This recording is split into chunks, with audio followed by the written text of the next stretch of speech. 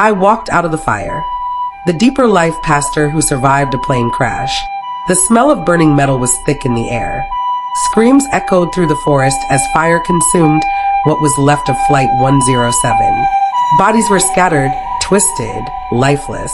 But from the heart of the flames, one figure crawled out, blackened with soot, trembling but alive. His white shirt torn, Bible still clutched in one hand, Pastor Gideon stumbled through the wreckage, barely believing he was still breathing.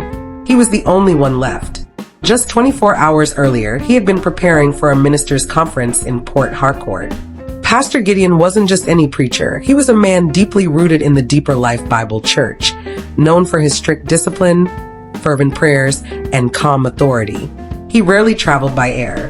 The road is long but safe, he always said. But this time, with the conference schedule so tight, the state overseer had insisted, Pastor Gideon, just take the flight. He obeyed. Boarding the plane that morning, he had an uneasy feeling. Something wasn't right. As the flight crew smiled and welcomed passengers, Pastor Gideon quietly bowed his head and prayed, Father, I don't know what lies ahead, but I place myself in your hands. If it's my time, let me die in you. If not, deliver me for your glory. The prayer was brief, but from a heart full of faith. Halfway into the flight, the aircraft shook violently. At first, passengers thought it was just turbulence. But then a loud bang echoed from the engine. Oxygen masks dropped. The plane tilted. Panic set in. Mothers screamed. Children cried. The pilot's voice was shaky as he announced, brace for impact. We are attempting an emergency landing. Pastor Gideon held his Bible tightly and began to pray aloud. Though I walk through the valley of the shadow of death, I will fear no evil. Around him, passengers were screaming. He kept praying. His last memory before blacking out was calling on the name of Jesus. When he awoke, everything was quiet, too quiet. Then came the crackling of fire, the scent of blood, and the terrifying realization that the plane had crashed in a remote part of Cross River State. Bodies were everywhere. But somehow he was untouched. No broken bones, no burns, just bruises and smoke in his lungs. His seat was thrown far from the fire, shielded by debris. It didn't make sense, but he knew God had preserved him. He staggered through the forest until he reached a small village. The locals rushed him to a nearby hospital. News spread fast. Only one survivor in the Flight 107 crash, a Deeper Life pastor. Reporters swarmed the hospital. Government officials came. Everyone wanted to understand, how did he live when 128 others died? Doctors ran tests.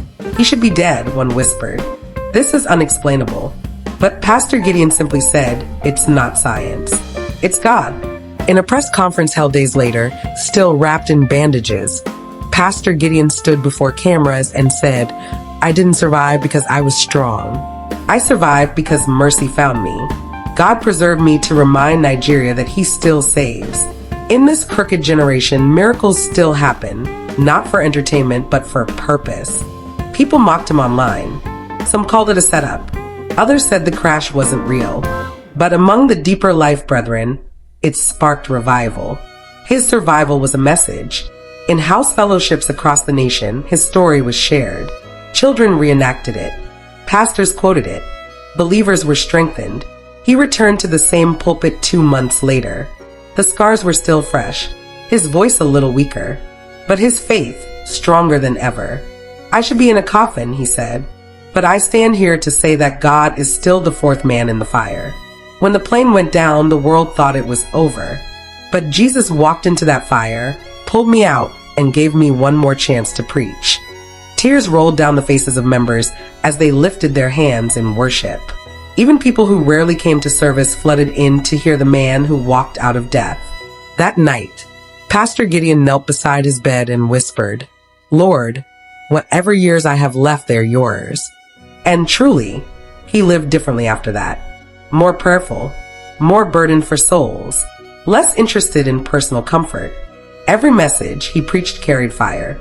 His testimonies revived the weary. People who had lost faith in miracles began to believe again. Today, years later, the wreckage of Flight 107 is rusting in a government hangar.